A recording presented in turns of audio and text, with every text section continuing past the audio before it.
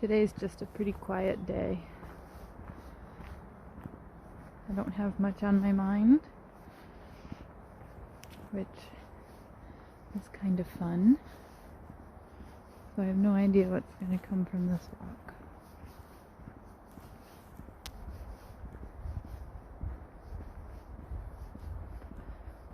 As usual, I hear blue jays and nuthatches.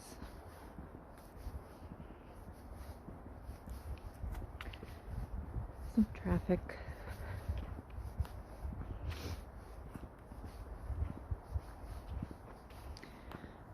We had a couple weeks of really ridiculously warm weather for November.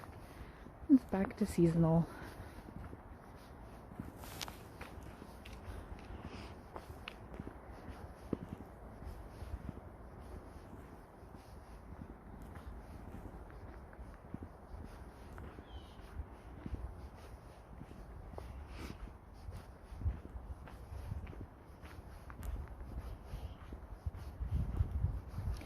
Heading into the winter is not the most exciting time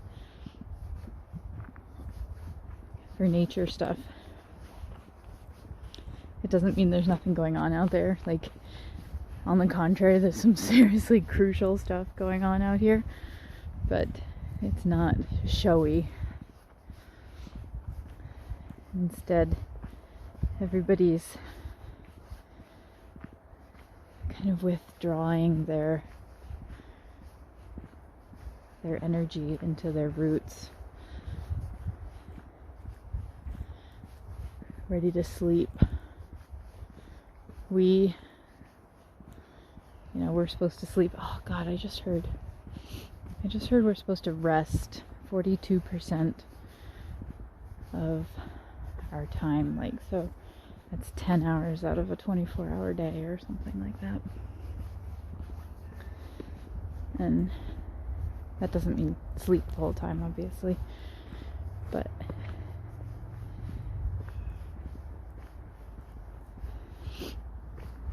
I don't know, does that mean that trees and other shrubs go to sleep for the winter or rest for 42% of their year?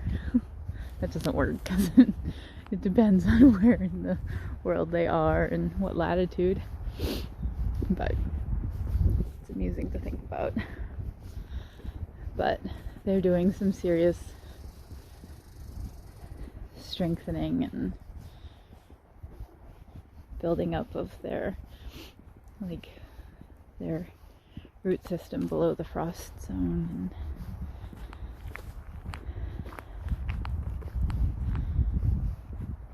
Kind of fun to think about.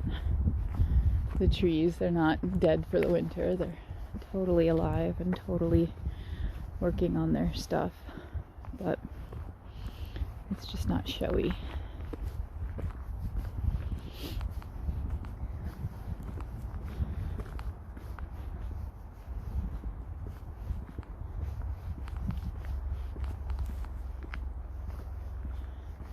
There's those the whiter trees on the left right there are birches. I'm trying to decide whether they're white or paper birches. And I made birch syrup, like maple syrup except with birches, a few years ago.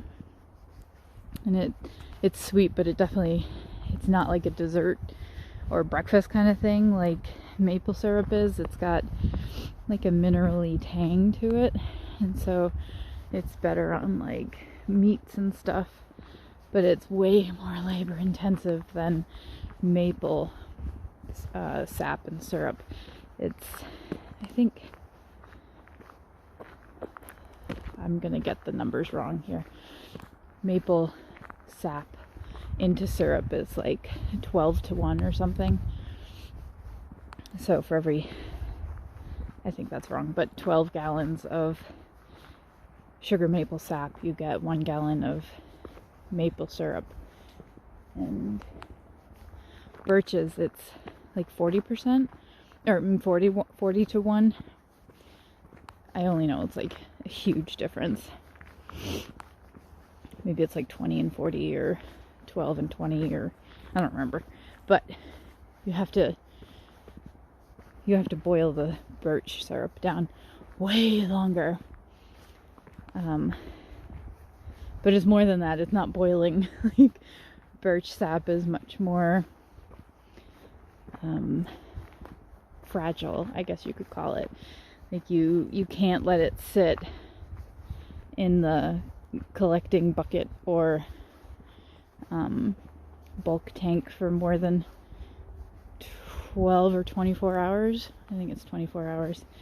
You need to start cooking it immediately, or I think at least refrigerate it. And because it takes so much longer, and you have to be super careful not to scorch it, and it's just so much more fragile. So I collected from 3 trees, 1 black birch and 2 white birches, and they ran or produced way more sap than I was expecting. I used those old traditional tin buckets with the little lids and the metal taps, and I had to dump them twice a day. Like I had to go collect from each tree twice a day, otherwise it would just overflow. It was wild. I felt a little guilty. But I got 2 of the large size mason jars of birch syrup out of it. I still have some of it because that stuff lasts a long time. But like I said, it's good on meats and stuff, savory, not sweet. It's really interesting. I've been considering maybe in the future making some birch vinegar, because my theory anyway is I take like a swig, shot, whatever, of coconut vinegar every day. Coconut instead of apple cider vinegar every day, because of the benefits of it. And one of the things that they talk about birch syrup is that it's got some great like vitamins and minerals, and that it's like can be beneficial. So therefore I'm wondering if making vinegar out of the sap instead of, because that's what coconut vinegar is, it's from coconut palm sap. It's not like coconut milk sap. I mean, yeah, it's not coconut milk into vinegar, it's coconut palm sap into vinegar. I don't know, it's just a curiosity.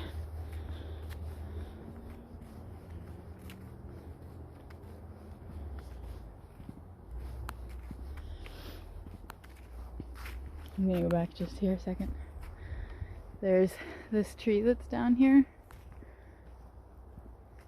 As I walk through the woods, I'm constantly just looking, and I don't know, just to the left, I can't zoom in, but just to the left of the bunch of pale brown leaves, those are beech leaves, there's a hole in the tree. And I guess I suspect that it was a hole from before it fell. It's probably been standing deadwood for a while, but I wonder if anybody still lives in it now that it's on its side and a little bit easier to access for predators.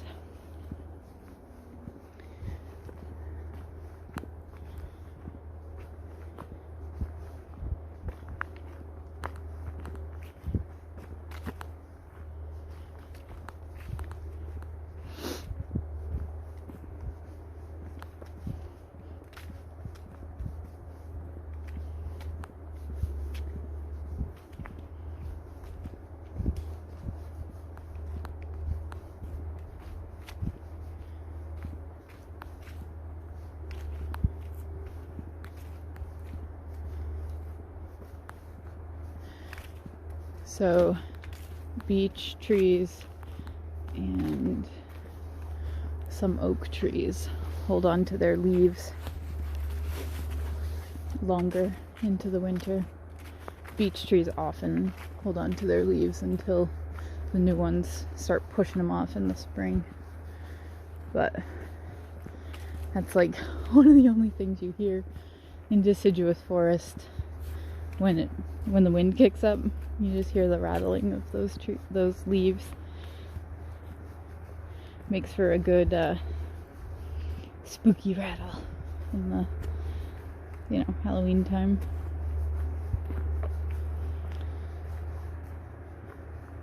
I mean, this isn't just deciduous forest, obviously. There's white pines, and I know there's hemlocks around here, yeah. Those are hemlocks right there. But, so the white pines make whooshing noises. They sound like they're gonna fall down. And the beeches and the oaks rattle. It's kind of fun.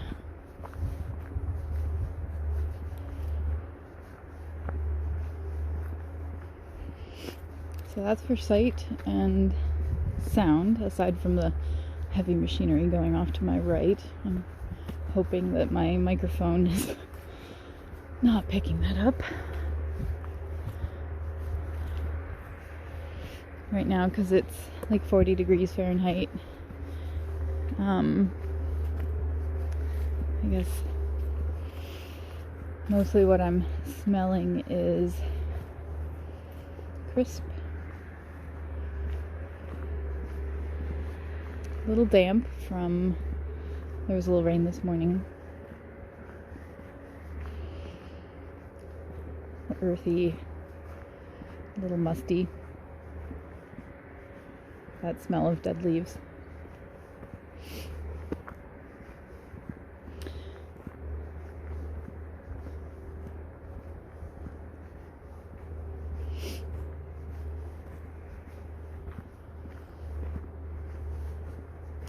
Sorry folks, I'm not going to go licking things to give you a taste.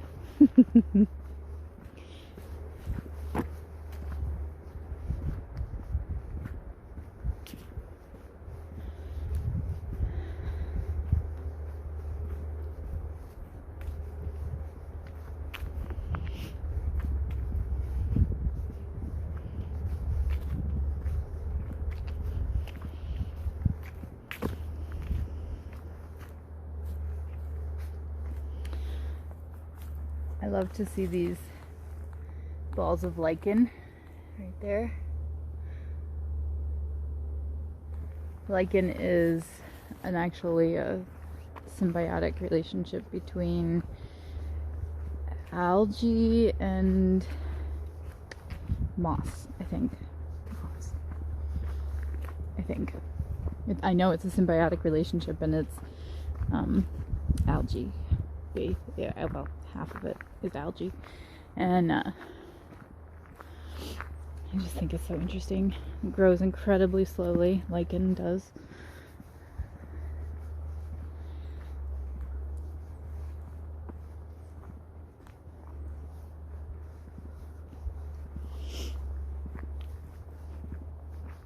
Trees and rocks, but that piece that was on the ground must have been in a tree, got knocked over.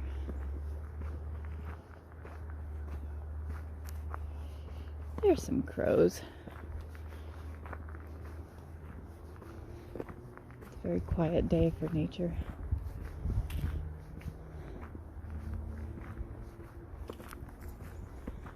Chickadees off to my right.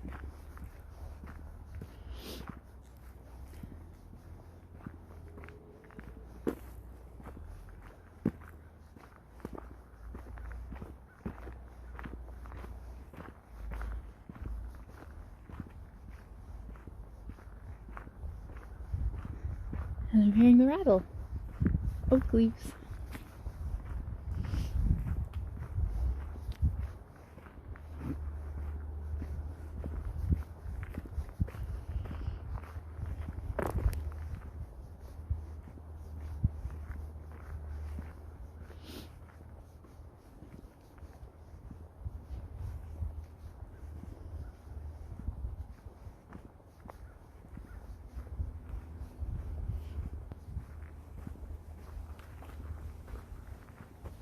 breeze just kicked up and I get to hear all the dead leaves rustling, rattling. Sounds a little like water when there's a lot of them.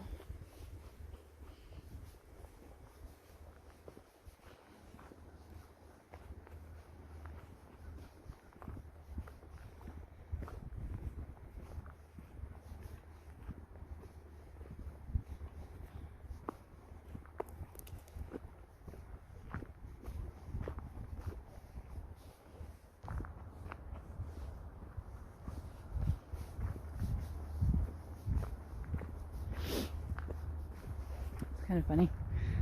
Let's see if this actually picks up the colors. So this is like how many shades of brown right here?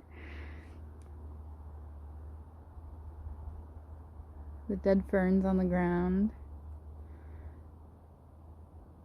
And then the beech leaves, that tan color of beech leaves, and then the kind of reddish brown of the oak leaves right there. And then there's a duller brown oak behind it.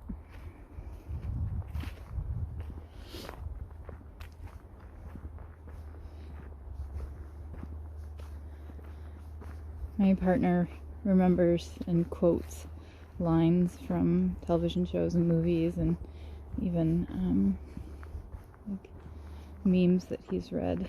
And I don't remember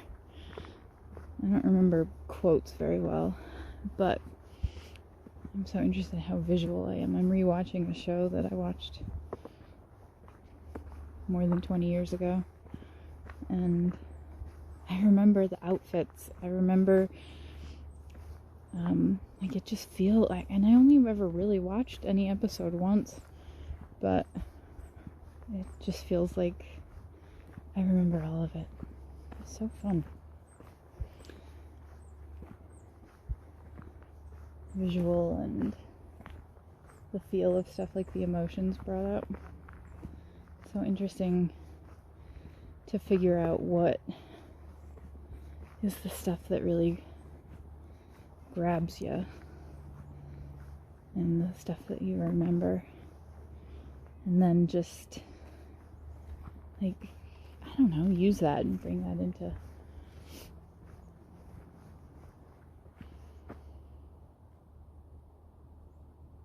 how I learn, how I remember stuff. I just walked into a pocket of air that had a stronger, pleasant smell. Like it wasn't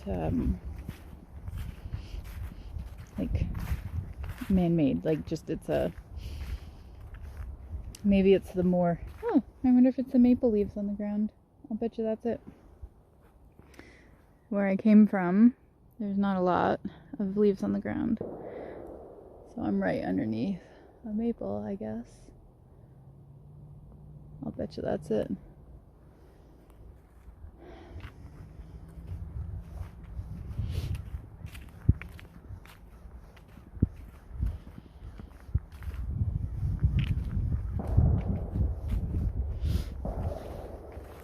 Alright. I have no idea how long I've been walking and talking right now. And sorry about the gloves and the shot.